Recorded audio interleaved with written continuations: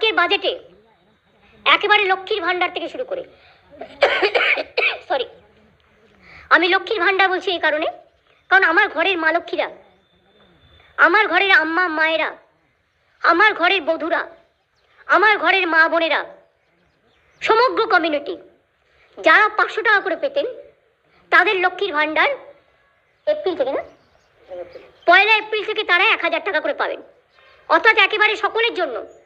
আপনাদের অনেকের মধ্যেই একটা চিন্তা ছিল যে আমি 500 পাই, আরেকজন 1000 পাই, একটা বৈষম্য কেন হচ্ছে। আমাদের আর্থিক হয়তো সামর্থ্য ছিল না, আমরা স্টার্ট করেছিলাম। এই বৈষম্য আমরা চাই না, কোনো জাতিতে জাতিতে থাকুক।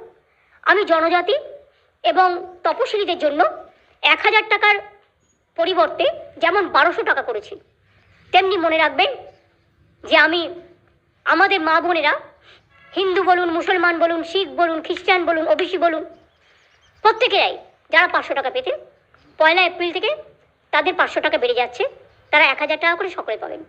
আর তপশিলি এবং আদিবাসী ভাই বোনেরা, বোনেরা, মায়েরা, তারা 1000 পেতেন, তাদেরটা 1200 করা হলো।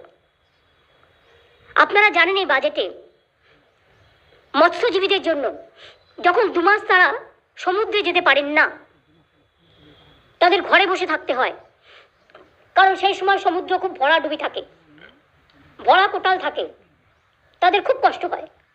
আমাদের এরকম 3 লক্ষ মৎস্যজীবী আছেন যারা অলরেডি রেজিস্টার্ড আছেন। ওই 2 মাসের জন্য আমরা প্রত্যেক মৎস্যজীবী পরিবারকে 5000 টাকা করে 2 মাস দেব। এই প্রজেক্টের নাম হচ্ছে সমুদ্র সাথী প্রজেক্ট। এটা আমরা অ্যানাউন্স করেছি। আমরা 21 লক্ষ যে 100 দিনের কাজ যারা করেছিলেন, যারা মাইনে পাননি, আমরা ক্ষতিপূরণ বলছি না, এটা মানুষের অধিকার বলছি। তারা মাইনেটা পাননি, কাজ করার যে মাইনেটা, সেই মাইনে বাবদ যে টাকাটা হয়, সেই টাকাটা আমরা তাদের 21শে ফেব্রুয়ারি থেকে তাদের ব্যাংক ড্রাফটের মাধ্যমে আমরা দিয়ে দেবো, ডিবিটির মাধ্যমে। এছাড়াও মনে রাখবে, মৎস্যজীবীদের পরিবারেও যদি কেউ মারা যায়, তাঁত শিল্পী পরিবারে যদি কেউ মারা যায়, খাদি পরিবারে যদি কেউ মারা যায়, তাদের একগুচ্ছ উন্নয়নের পরিকল্পনা নিয়েছে, যেটা আমার ফাইন্যান্স মিনিস্টার বাজেটে ডিটেলস বলেছেন। অনেক কিছু করা হয়েছে তাঁত শিল্পীদের জন্য, তাঁত সাথীদের জন্য, খাদির জন্য, কৃষিজীবীদের জন্য, শ্রমজীবীদের জন্য। তা সত্ত্বেও তাদের পরিবারে কেউ যদি মারা যায়, তাদেরও 2 লক্ষ টাকা করে এককালীন তারা পাবেন। সরকারি কর্মচারীদের জন্য সুখবর, যারা গ্রুপ ডিতে আছেন তাদের 3500 টাকা বাড়ানো হলো, গ্রুপ সিতে যারা আছেন তাদেরও 3000 টাকা বাড়লো, প্লাস 1 মে যেটা হচ্ছে কন্ট্রাকচুয়াল গ্রুপ ডিতে যারা ছিলেন। এছাড়াও যারা আফটার রিটায়ারমেন্ট কন্ট্রাকচুয়াল বা ধরুন আমাদের নানা রকম আছে কন্ট্রাকচুয়াল, ক্যাজুয়াল, নানা রকম কর্মীরা আছেন, তাদের জন্য আগে তারা রিটায়ারমেন্টের পরে কেউ 2 লক্ষ, কেউ 3 লক্ষ টাকা একসাথে পেতেন, সেটাকে বাড়িয়ে আমরা 5 লক্ষ টাকা করেছি। আমাদের civic police, green police, village police, তাদেরও 1000 টাকা করে মাইনে বাড়ানো হয়েছে। মিড ডে মিলে যারা রান্না করেন তারা 10 মাস টাকা পান, 2 মাস পান না, স্কুল যখন বন্ধ থাকে। আগেও তাদের আমরা 500 টাকা বাড়িয়েছিলাম, এরা খুব গরিব, নিম্ন, একেবারে নিম্ন শ্রেণীর লোক। আগেও 500 টাকা বাড়িয়েছিলাম, আবার 500 টাকা তাদের জন্য বাড়ালাম, কারণ তারা রান্না বান্না করে, এটা দিয়ে তাদের অনেক সাশ্রয় হয়। আমরা 5 লক্ষ ছেলে মেয়েদের সরকারের বিভিন্ন চাকরিতে নিয়োগ করব, বাজেটে কথা বলা আছে।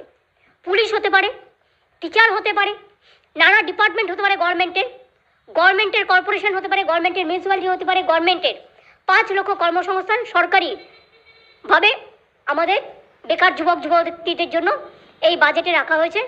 সুতরাং এছাড়াও মনে রাখবেন, এমএসএমই আমাদের প্রায় 1.5 কোটি মানুষ কাজ করেন, আর লক্ষ লক্ষ, প্রায় 10 লক্ষ ছেলে মেয়ে ইতিমধ্যেই আমরা কর্মসংস্থান দিয়েছি, বিভিন্ন সরকারি এবং বেসরকারি কর্মচারী মিলিয়ে।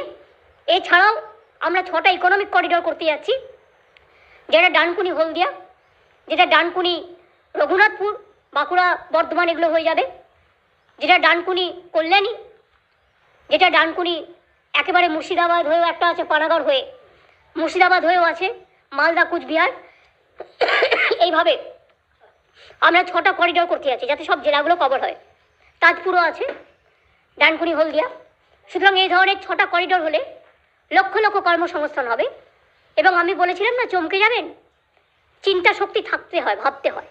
শুধু অকথা কুকথা বলে আর মিথ্যে কথা বলে আর কুৎস রচনা করে আর অপপ্রচার করে আর ভাগাভাগির রাজনীতি করে আর যাই হোক উন্নয়ন হয় না। মনে রাখবেন, আমাদের চিন্তাধারা একটাই, বাংলা এগিয়ে যাবে, বাংলা বিশ্বসেরা হবে, বাংলা বিশ্ব বাংলায় পরিণত হবে। আমরা এটা চাই। আমার ছাত্রছাত্রী বন্ধুরা, আমরা 12 ক্লাসে তাদের স্মার্টফোন দিচ্ছিলাম, কিন্তু এখন থেকে সিদ্ধান্ত হয়েছে এবছর থেকে আমরা 12 ক্লাসের পরিবর্তে ওটা আমরা 11 ক্লাস থেকেই দেবো। তার কারণ ক্লাস 11 থেকেই 12-এর পড়াশোনা শুরু হয়ে যায়। এটা তাদের আরও কাজে লাগবে ভবিষ্যতের জন্য। আমরা বলি যে আমরা তাঁত সাথী থেকে শুরু করে, কর্মচারী থেকে শুরু করে, মিড ডে মিল কর্মচারী, কুক থেকে শুরু করে, এগ্রিকালচার থেকে শুরু করে, পুলিশ থেকে শুরু করে, সরকারি কর্মচারী থেকে শুরু করে, এমএসএমই ক্লাস্টার থেকে শুরু করে, চাষি ভাইদের থেকে শুরু করে, এমনকি পরিযায়ী শ্রমিক যারা বিভিন্ন জায়গায় কাজ করতে যান দেশের বাইরে, তাদের অসুখ হলে তারা কোনো সুযোগ পায় না, তারাও কিন্তু স্বাস্থ্যসাথীর সুযোগ পাবে।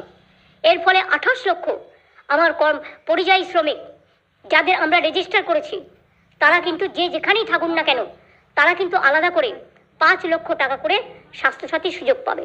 অর্থাৎ এটা তাদের কাছে জীবনের নিরাপত্তা একটা বড় ব্যাপার, এটাও আমরা করেছি। এইভাবে অনেক প্রজেক্টই আমরা করেছি। ডিটেলস তো আপনারা জানেন যে আমার ফাইন্যান্স মিনিস্টার অলরেডি বলেছেন।